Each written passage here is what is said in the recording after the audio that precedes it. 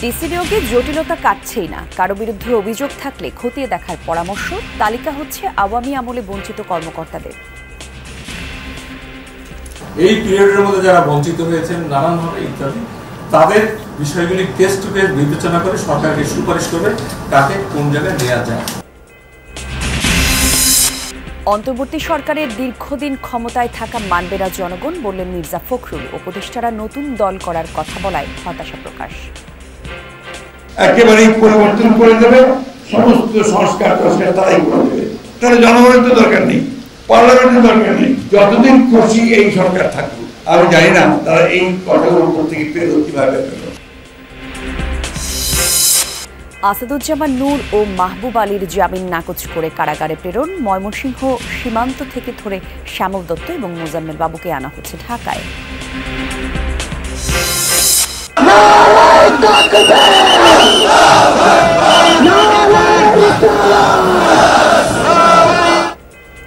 ঈদে মিলাদুন্নবী উপলক্ষে বিভিন্ন স্থানে জশ্নে জুলুস। বিশ্ব নবীর আদর্শে সমাজ গড়ার আহ্বান।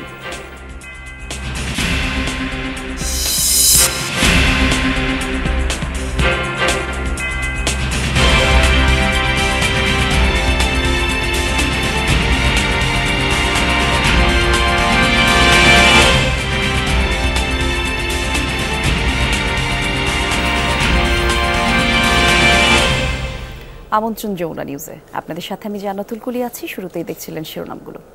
জেলা প্রশাসক বা ডিসি নিয়োগ নিয়ে বিতর্ক থামছে না। বৈষম্য বিরোধী প্রশাসনের কর্মকর্তাদের অভিযোগ, নতুন ডিসিদের অনেকেই আওয়ামী লীগের সুবিধাভোগী।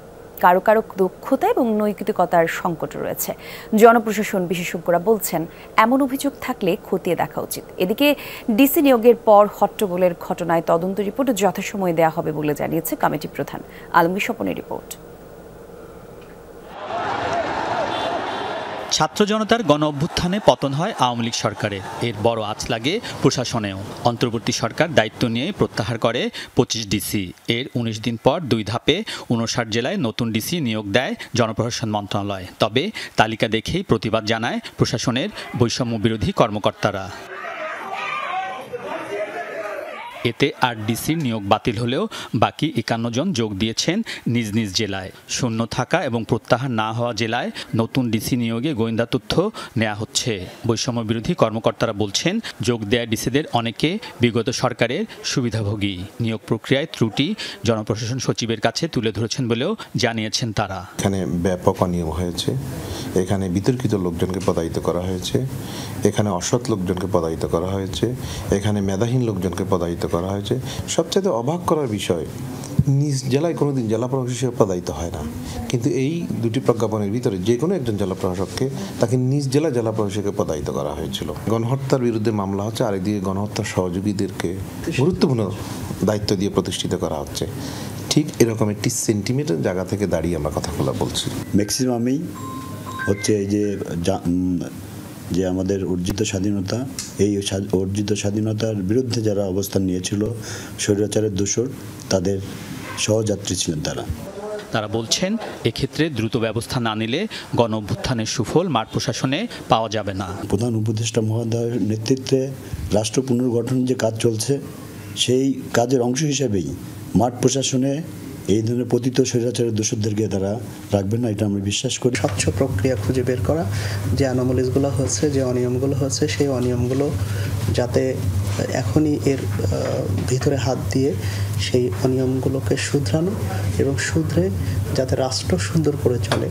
জনপ্রশাসন বিশেষজ্ঞরা বলছেন, মাঠ প্রশাসনের শৃঙ্খলা ফেরাতে ডিসিদের ভূমিকা প্রধান। তাদের কারো বিরুদ্ধে অভিযোগ থাকলে খতিয়ে দেখা উচিত। অভিযোগ থাকলে দেখা উচিত, নাম্বার 1। আর নাম্বার 2, মনে করেন ও যদি অভিযোগ পাওয়া যায় যে কোনো সময় তুলে ফেলতে পারে, এটা তো কোনো বিষয় না। এর মধ্যে বাতিল হয়েছে, তো কয়েকটা তো বাতিল হয়েছে। যদি সত্যিকার অর্থে দুর্নাম থাকে তাইলে তো ব্যবস্থা নিতে হবে, কারণ নারী তো গ্রহণযোগ্যতা পাবে না। এদিকে ডিসি নিয়োগের পর হট্টগোলের ঘটনায় জড়িতদের বক্তব্য নেওয়া হচ্ছে বলে জানিয়েছেন তদন্ত কমিটির প্রধান। টার্মস অফ রেফারেন্স যা আছে সেটা আমি দেখে কি করণীয় সেটা স্থির করব। 7টা ওয়ার্কিং ডে দেওয়া হয়েছে, তো আজকে 2nd ওয়ার্কিং ডে। তা আমি কি করব সেটা স্থির করার সাথে আমি ভাবছি যে একই সাথে আমরা যাদেরকে আপাতত শনাক্ত করা গেছে তাদের কথা শুনব। তদন্ত কমিটির প্রধান বলেন, মাঠ প্রশাসনে শৃঙ্খলা ফিরিয়ে আনতে সর্বোচ্চ চেষ্টা চলছে। আলমগীর স্বপন, যমুনা নিউজ, ঢাকা। আওয়ামী লীগ সরকারের আমলে প্রশাসনের বঞ্চিত কর্মকর্তাদের তালিকা তৈরি করছে জনপ্রশাসন মন্ত্রণালয়। সচিব ডক্টর মোহাম্মদ মুখলেসুর রহমান জানিয়েছেন, এখন পর্যন্ত ২৫০০ কর্মকর্তা আবেদন করেছেন। এ নিয়ে গঠিত কমিটির সুপারিশের ভিত্তিতে তাদের ক্ষতিপূরণ দেওয়া হবে। এখনও যারা কর্মক্ষম তাদেরকে ফিরিয়ে আনার সুযোগও রয়েছে বলে জানিয়েছেন সচিব। আওয়ামী লীগ সরকারের আমলে ২০০৯ থেকে ২০২৪ পর্যন্ত রাজনৈতিক বিবেচনায় পদোন্নতি বঞ্চিত হয়েছেন হাজার হাজার কর্মকর্তা। পদোন্নতি সহ ক্ষতিপূরণের দাবিতে ৫ আগস্টের পর থেকে জনপ্রশাসন মন্ত্রণালয়ে দাবি জানিয়ে আসছিলেন বঞ্চিতরা। তাদের দাবি আমলে নিয়ে ব্যবস্থা নিয়েছে সরকার। সাবেক অর্থ সচিব জাকির আহমেদ খানকে আহ্বায়ক করে গঠন করা হয়েছে ৫ সদস্য বিশিষ্ট কমিটি। আগামী ৩ মাসের মধ্যে বঞ্চিতদের ক্ষতিপূরণের বিষয়টি কমিটি প্রস্তাব আকারে জমা দিবে জনপ্রশাসন মন্ত্রণালয়ে। আমি নিয়মিত চাকরিতে থাকলে এই পদে যেতে পারতাম, আমার এতদিনে এই পদে আমি ফাইন্যান্সিয়াল বেনিফিট পেতাম। আমি পেনশনে চলে গেছি, পেনশনের সময় পিআরএলে আমার যে অ্যামাউন্টটা এটা বেড়ে যেত। তো এগুলো সবই কেস টু কেস কথা বললাম। এই কমিটিকে সেই পাওয়ার দেওয়া হয়েছে, ওনারা এই কমিটি যেভাবে সুপারিশ করবে ওইভাবেই পাবে। আমি এই ২৫০০ মধ্যে আমিও একজন, তা আমাকে তো যে কোনো কারণে নিয়ে আসছে। সরকার যদি মনে করে কাউকে ফিট থাকে, সব দিক দিয়ে ঠিক আছে, এনএসআই রিপোর্ট ঠিক আছে, তাহলে তাদেরকে আমার মনে হয় সরকার কাজে লাগাবে। জনপ্রশাসন সচিব জানান, ১৫ বছরে যাদের চাকরি গেছে শুধুমাত্র তারাই ক্ষতিপূরণের জন্য বিবেচিত হবেন। বর্তমানে চাকরিরতরা এর আওতায় পড়বেন না। ৩৬ জুলাই এখানে এটা টিওয়ারটা দেওয়া হয়েছে সরকার কর্তৃক, এটা যে টাইম ফ্রেমটা, কারণ আপনার তো আনলিমিটেড টাইমে জনপ্রশাসন সাসে ministry, it is a continuous process, negative positive both. তো এখানে যেটা আসতেছে এই ২০০৯ সাল থেকে ৪ আগস্ট ২০২৪ এই পিরিয়ডের দরখাস্তগুলো এই পিরিয়ডে যারা করছে তারা বেঁচে আছে। ২০০৯ সালে আমি বলা হয়েছে কোনো মাস উল্লেখ করা হয়নি। বৈষম্য নিরসনের দাবিতে গঠিত অন্তর্বর্তী সরকার প্রশাসনের বৈষম্য দূর করতে সর্বোচ্চ চেষ্টা করবে বলে জানিয়েছেন জনপ্রশাসন মন্ত্রণালয়ের এই সিনিয়র সচিব। যুগ্ম সচিব পদমর্যাদার নিচে নয়, কিন্তু আমরা অতিরিক্ত সচিব দিলেও নিব। ভাস্কর ভাদুরী, যমুনা নিউজ, ঢাকা। অন্তর্বর্তী সরকারের দীর্ঘদিন ক্ষমতায় থাকা জনগণ মেনে নেবে না বলেছেন বিএনপি মহাসচিব মির্জা ফখরুল ইসলাম আলমগীর। একই সাথে শিক্ষার্থীদের দল গঠনের চেষ্টার সমালোচনাও করেছেন তিনি। বলেছেন, অন্তর্বর্তী সরকারের রাজনৈতিক এজেন্ডা থাকলে আগামী নির্বাচন অবাধ নিরপেক্ষ হবার সুযোগ নেই, তাতে ব্যর্থ হবে ছাত্র নাগরিক অভ্যুত্থান। দ্বিকক্ষ পার্লামেন্ট উচ্চকক্ষের গঠন শিরোনামে ডিআরইউতে এই আলোচনার আয়োজন করে জেএসডি। পার্লামেন্টের উচ্চকক্ষে শ্রম কর্ম পেশার মানুষদের রাজনৈতিক প্রতিনিধিত্বের মাধ্যমে দেশ শাসনে তাতে যোগ দিয়ে বিএনপি মহাসচিব মির্জা ফখরুল ইসলাম আলমগীর অভিযোগ করেন, ছাত্র জনতার অভ্যুত্থানের সুফল নষ্ট করতে নানামুখী চক্রান্ত শুরু হয়েছে। যারা দায়িত্ব পেয়েছেন, এই সরকার যাদেরকে দায়িত্ব দিয়েছেন, তাদের মধ্যেই অনেকে যখন বলেন যে নতুন দল তৈরি করতে হবে, তখন বিস্মিত না হয়ে পারা যায় না। এই এখতিয়ার ওনাকে কে দিয়েছে? উনি এই দায়িত্ব পেলেন কোথায় যে তিনি বলবেন যে নতুন দল তৈরি করতে হবে? তাহলে আমরা কি করে জনগণ ভাববে যে এরা নিরপেক্ষভাবে কাজ করছে? সংবিধান সংশোধন কিংবা বৃহৎ সংস্কার পরিকল্পনা বাস্তবায়ন নিরপেক্ষ নির্বাচনের মাধ্যমে নির্বাচিত সরকারই করবে বলে মত দেন বিএনপি মহাসচিব। যে এই অন্তর্বর্তীকালীন সরকারকে অনির্দিষ্টকালের জন্য রাখা হবে, তারা একেবারেই পরিবর্তন করে দেবে, সমস্ত সংস্কার তারাই করে দেবে। তাহলে জনগণের তো দরকার নেই, পার্লামেন্টের দরকার নেই। যতদিন খুশি এই সরকার থাকবে, আমি জানি না তারা এই কথাগুলোর উপর থেকে পেরো কিভাবে পেরো, কিন্তু জনগণ এটা কোনোদিন মেনে নেবে না। সভায় অন্যান্য রাজনৈতিক দলের নেতারা বলেন, যে সংস্কারের কথা বলা হচ্ছে বিরোধী দলগুলো তা সরকার পতনের আগেই ঘোষণা দিয়েছিল। তারা যদি নির্বাচনকালে নিরপেক্ষ সরকার হিসেবে ভূমিকা পালন করতে চান, তাদের কোনো রাজনৈতিক উচ্চাভিলাষ, রাজনৈতিক এজেন্ডা থাকবার কোনো সুযোগ নাই। ফলে 111-এর সে সমস্ত বিষয় আমাদের বিবেচনার মধ্যে আছে। ইসলামিক শাসন ব্যবস্থা কায়েম করতে হবে। আরেকজন বলে আমি সেকুলার কনস্টিটিউশন চাই, মিলবে কোথাও? এইরকম নর্থ পোল সাউথ পোলের আইডিয়া আছে। 17টা দল আনুষ্ঠানিকভাবে দেখা করেছিল প্রধান উপদেষ্টার সঙ্গে, 2000 প্রস্তাব দিয়েছে, পত্রিকায় পড়েছেন। শাসন পদ্ধতি, রাষ্ট্র ব্যবস্থা মেরামত করতে হবে, এটা করা ছাড়া কোনো উপায় নেই। এবং স্বাধীনতা সার্বভৌমত্ব যদি রক্ষা করতে হয় জাতিকে ঐক্যবদ্ধ থাকতে হবে। এই অনুষ্ঠানের পর জাতীয় অর্থোপেডিক হাসপাতালে আন্দোলনে আহতদের দেখতে যান বিএনপি মহাসচিব মির্জা ফখরুল ইসলাম আলমগীর। এ সময় অভ্যুত্থানে আহত নিহত প্রত্যেক পরিবারকে পুনর্বাসন ও ক্ষতিপূরণ দেওয়ার আহ্বান জানান তিনি। এর আগে সকালে নয়াপল্টনে দলের কেন্দ্রীয় কার্যালয়ে ঈদে মিলাদুন্নবী উপলক্ষে দোয়া ও মিলাদ মাহফিলে যোগ দেন বিএনপি নেতাকর্মীরা। আমরা যেন সমাজের শান্তি বজায় রাখি, শৃঙ্খলা বজায় রাখি। সাইফুদ্দিন রবিন, যমুনা নিউজ, ঢাকা। রোববার রাতে গ্রেফতার সাবেক সংস্কৃতি মন্ত্রী আসাদুজ্জামান নূর এবং বেসরকারি বিমান ও পরিবহন পর্যটন প্রতিমন্ত্রী মোহাম্মদ মাহবুব আলীর জামিন নাকচ করে আর কারাগারে পাঠিয়েছে আদালতে। বিষয়ে আরও তথ্য জানবো, এই মুহূর্তে আইনজীবীরা কথা বলছেন, যাচ্ছি সরাসরি সেখানে। উনি প্রত্যক্ষ বা পরোক্ষভাবে জড়িত নন, কারণ হচ্ছে উনি রাষ্ট্রের দায়িত্ব পালন করেছেন, রাষ্ট্রের প্রতিনিধি হিসাবে প্রশাসনিক দায়িত্ব হিসাবে উনি পালন করেছেন। আমরা বিজ্ঞ আদালতে সেই সাবমিশনগুলি নিয়েছি এবং বিজ্ঞ আদালতে আমরা রিমান্ড বাতিল চেয়েছিলাম এবং জামিন চেয়েছি। বিজ্ঞ আদালত সন্তুষ্ট হয়ে জামিন নামঞ্জুর করেছেন এবং 6 দিনের রিমান্ড মঞ্জুর করেছেন। আমরা যে মাহবুব আলীর পক্ষে আমরা রিমান্ড চাওয়া হয় নাই এবং আসাদুজ্জামান নূরের ব্যাপারেও জামিন চাওয়া হয় নাই। এতে প্রতীয়মান হয় যে এই ঘটনার সাথে তারা কোনো প্রত্যক্ষ জড়িত না, এই ঘটনার সাথে তারা জড়িত না, যেহেতু তাদের মামলায় রিমান্ড চাওয়া হয় নাই, শুধু রাজনৈতিক কারণে তাদেরকে মামলা সম্পৃক্ত করা হয়েছে। কারণ আসাদুজ্জামান নূর একজন নাট্য ব্যক্তিত্ব ছিলেন, আপনারা সবাই চিনেন যে বাকের খানি হিসাবে, তাই না? পরবর্তীতে তাদেরকে জামিন নামঞ্জুর করা হয়েছিল। মাহবুব আলীর পক্ষ আমরা বলেছি যে উনি একজন আইনজীবী এবং মন্ত্রী ছিলেন, এমপি ছিলেন, সেই কারণেই তাকে এই মামলায় সম্পৃক্ত করা হয়েছে। এই মামলাগুলির সাথে তাদের কোনো সম্পৃক্ততা নেই, কোনো জড়িত নেই এবং সুনির্দিষ্ট কোনো অভিযোগ নেই। আমরা বিজ্ঞ আদালত সন্তুষ্ট হয়ে জামিন নামঞ্জুর করে সিডব্লিউ জেল হাজতে প্রেরণ করেছে। ময়মনসিংহের ধোবাউড়া সীমান্ত থেকে আটক সাংবাদিক মোজাম্মেল হক, বাবু এবং শ্যামল দত্ত সহ 4 জনকে ঢাকায় আনা হচ্ছে। পুলিশ জানায় ভোরে সীমান্ত পার হওয়ার সময় তাদের ধরে ফেলে স্থানীয়রা, পরে তাদের হেফাজতে নেয়া ধোবাউড়া থানা পুলিশ। এবং স্থানীয়রা জানায় গত রাত 2টার দিকে ধোবাউড়া সড়কের গোয়াতলা বাজার হয়ে একটি প্রাইভেট কার উপজেলা হাসপাতালের সামনে গিয়ে থামে। সেখান থেকে সাংবাদিক মোজাম্মেল হক, বাবু, শ্যামল দত্ত, গণমাধ্যম কর্মী মাহবুব রহমান এবং প্রাইভেট কার চালককে মোটরসাইকেলে করে সীমান্ত নিয়ে যায় 2 ব্যক্তি। অবৈধভাবে সীমান্ত পার হওয়ার সময় স্থানীয়রা তাদের আটক করে।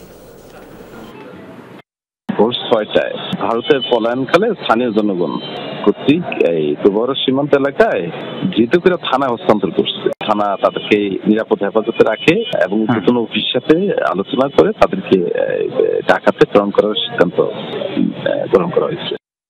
মাঝারি উগ্রবাদীরা হামলা করছে যা ইসলাম সমর্থন করে না বলে মন্তব্য করেছেন মাইজ ভান্ডারির পীর সৈয়দ সাইফুদ্দিন আহমদ। তিনি বলেন, সুফিবাদের সাথে জড়িত ব্যক্তিদের নিয়ে একটি প্ল্যাটফর্ম গঠন করার উদ্যোগ নেওয়া হবে। সকালে রাজধানীর ইঞ্জিনিয়ার্স ইনস্টিটিউশনে ঈদে মিলাদুন্নবী সাল্লাল্লাহু আলাইহি ওয়াসাল্লামের আলোচনা সভায় তিনি এসব কথা জানান। এদিকে রাজধানীর মোহাম্মদপুরে সোহাবিয়া দরবার শরীফের উদ্যোগে বের করা হয়েছে জশ্নে জুলুসের শোভাযাত্রা। 12 রবিউল আউয়াল পালনে রাজধানীর বিভিন্ন এলাকায় জশ্নে জুলুস, শোভাযাত্রা ও মাহফিল আয়োজন করা হয়। রমনাতে মাইজ ভান্ডারি পীরের অনুসারীদের উদ্যোগে বর্ণাঢ্য শোভাযাত্রা ইঞ্জিনিয়ার্স ইনস্টিটিউশন থেকে বের করা হয়। এটি শাহবাগ প্রদক্ষিণ করে আইইবিতে এসে শেষ হয়। এ সময় জাতীয় পতাকা, কালেমা খচিত পতাকায় শোভাযাত্রায় সামিল ছিলেন মাইজ ভান্ডারি পীর সৈয়দ সাইফুদ্দিন আহমদ সহ তার অনুসারীরা। রাসূলকে ভালোবাসলে আল্লাহকে ভালোবাসা হয়। এখানে একমাত্র এই রাস্তা, এইখানে ছাড়া কোনো রাস্তা নাই। এটাই আল্লাহ আল্লাহ রাসূলের রাস্তা।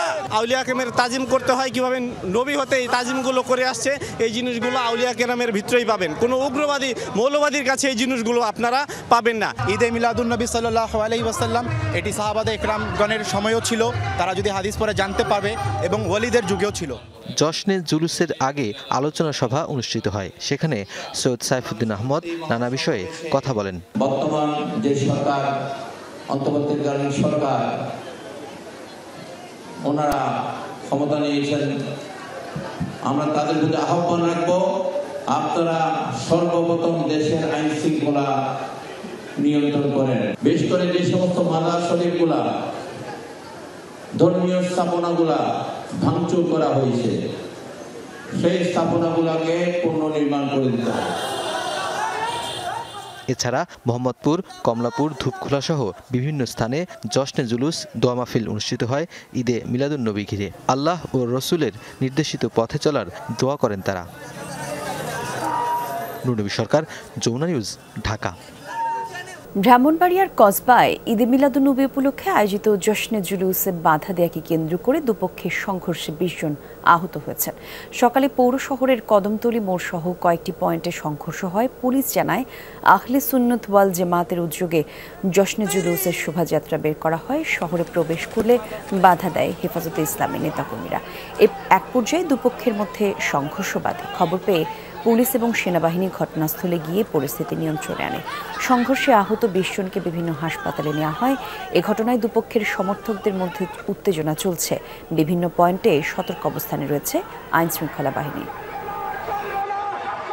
রংপুরে রোকেয়া বিশ্ববিদ্যালয়ে ভিসি নিয়োগের দাবিতে শহরের মডার্ন মোড় অবরোধ করে বিক্ষোভ করেছেন বৈষম্য বিরোধী ছাত্র আন্দোলনের শিক্ষার্থীরা। দুপুরে আন্দোলনকারীরা ভিসি নিয়োগ সহ দাবি পূরণের বিভিন্ন ধরনের স্লোগান দেন। তাদের দাবি, শহীদ আবু সাইদের স্মৃতি বিজড়িত রোকেয়া বিশ্ববিদ্যালয়ে প্রায় 2 মাস হলেও ভিসি নিয়োগ দেওয়া হচ্ছে না। অন্যান্য সকল প্রশাসনিক পদ শূন্য, যে কারণে শিক্ষা এবং প্রশাসনিক কার্যক্রম স্থগিত। অবিলম্বে তারা ভিসি নিয়োগের দাবি জানান, অন্যথায় কঠোর আন্দোলন চালিয়ে যাওয়ার হুমকি দিয়েছেন শিক্ষার্থীরা।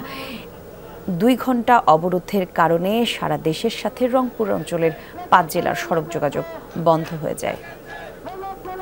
বিশ্ববিদ্যালয়ে একজন ভিসি নিয়োগ হওয়ার পরেও আমার ভার্সিটিতে এখনো ভিসি নিয়োগ হয়নি, যার কারণে শুরু থেকে এ পর্যন্ত আমার ভার্সিটির কার্যক্রম স্থগিত আছে। কোনো রকমের কোনো একাডেমিক কার্যক্রম, বিচার কাজ, কোনো কাজই শুরু করা যাচ্ছে না। আমরা বেগম রোকেয়া বিশ্ববিদ্যালয় স্থবির হয়ে পড়ছে। শিক্ষার্থীরা বিভিন্ন ধরনের সেশন জটে আটকে পড়তেছি সকল ডিপার্টমেন্ট। এজন্য আমরা বেরোবিতে অতি দ্রুত একজন ভিসি চাই। দেশের চিকিৎসকদের কমপক্ষে 51% জামায়াতের পক্ষে আনার আহ্বান জানালেন সহকারী সেক্রেটারি জেনারেল। আর নায়েবে আমির বললেন, 5 আগস্ট একটি পরিবর্তন এসেছে, এখন দরকার চূড়ান্ত পরিবর্তনের প্রস্তুতি। নেতারা বলেন, দেশে জামায়াতই একমাত্র সন্ত্রাসমুক্ত, দুর্নীতিমুক্ত সংগঠন, অন্য কোনো দলের এই স্বীকৃতি নেই বলেও দাবি তাদের। জামায়াতে ইসলামের চিকিৎসকদের সংগঠন ন্যাশনাল ডক্টরস ফোরাম এনডিএফ এর সভায় যোগ দেন দলটির কেন্দ্রীয় নেতারা। বিএসএমএমইউ এর বঙ্গমাতা ফজিলাতুন্নেসা কনভেনশন হলে আয়োজিত সভায় চিকিৎসকদের ঐক্যবদ্ধ করতে নানা দাবি তুলে ধরেন জামায়াতের চিকিৎসকরা। দলের সহকারী সেক্রেটারি জেনারেল বলেন, জামায়াত সফল পরিবর্তন চায়। আল্লাহ তাআলা আমাদেরকে যে পরিবেশ করে দিয়েছেন, আমাদের জন্য যে বাংলাদেশের আকাশ, বাতাস, মাঠ, নগর, বন্দর সব উন্মুক্ত করে দিয়েছেন, আমরা এই সময়টাকে গনিমত মনে করে কাজে লাগাবো ইনশাআল্লাহ। নায়েবে আমির আব্দুল্লাহ মোহাম্মদ তাহের নেতাকর্মীদের প্রতি চূড়ান্ত পরিবর্তনের জন্য প্রস্তুতির আহ্বান জানান। We have to prepare for this final independence. আগামীতেও একটি সফল পরিবর্তনের জন্য যেটা আমি ইঙ্গিত দিয়েছি আপনাদেরকে, ওই রকম একটি প্রস্তুতি লাগবে। আব্দুল্লাহ মোহাম্মদ তাহের বলেন, নারীদের পর্দা করা নিয়ে জামায়াত কাউকে জোর করবে না। আল্লাহ সুবহানাহু ওয়া তাআলা। শাকিল হাসান, যমুনা নিউজ, ঢাকা। ঝিনাইদহে বিদ্যুৎ স্পৃষ্ট হয়ে 3 জনের মৃত্যু হয়েছে। নিহতরা সবাই একই পরিবারের সদস্য। সদর উপজেলার সুরাপাড়া গ্রামে এই ঘটনা ঘটে। পুলিশ জানায়, গতকাল বিকেলে বৃষ্টির মধ্যে বাড়ির পেছনের গাছের পরিচর্যা করার সময় বিদ্যুৎ স্পৃষ্ট হয়ে মারা যান মুকাদ্দেস মোল্লা। বাড়ি না ফেরায় স্বজনরা তাকে খুঁজতে থাকে। সকালে তার বড় ভাইয়ের স্ত্রী হাসিনা বেগম এবং বউ রেশমা খাতুন তাকে দেখতে পেয়ে উদ্ধার করতে গেলে তারাও বিদ্যুৎ স্পৃষ্ট হয়। স্বজনরা তাদের উদ্ধার করে হাসপাতালে নিলে চিকিৎসক 3 জনকেই মৃত ঘোষণা করেন। দেশের কয়েক জেলায় এখনও বৃষ্টিপাত অব্যাহত রয়েছে। টানা বৃষ্টিতে নিমজ্জিত উপকূলীয় অঞ্চলের নিম্নাঞ্চল। মাঝরাত থেকেই দফায় দফায় বৃষ্টি হয়েছে উপকূলের। এতে তলিয়েছে বাগেরহাট সদর সহ উপকূলের নিম্নাঞ্চল। তবে বেলা বাড়ার সাথে সাথে উন্নতি হচ্ছে আবহাওয়ার। এদিকে ভারী বৃষ্টিতে জলমগ্ন খুলনার রাস্তাঘাট অলিগলি জলাবদ্ধ হয়ে পড়েছে নগরীর দোলখাল এবং মিস্ত্রিপাড়া, একই সাথে মৌলভীপাড়া সহ বিভিন্ন অঞ্চল। এতে বিপাকে পড়েছেন শ্রমজীবীরা। খুলনা আবহাওয়া অফিসের মতে গত 24 ঘন্টায় 154 মিলিমিটার বৃষ্টিপাত রেকর্ড করা হয়েছে।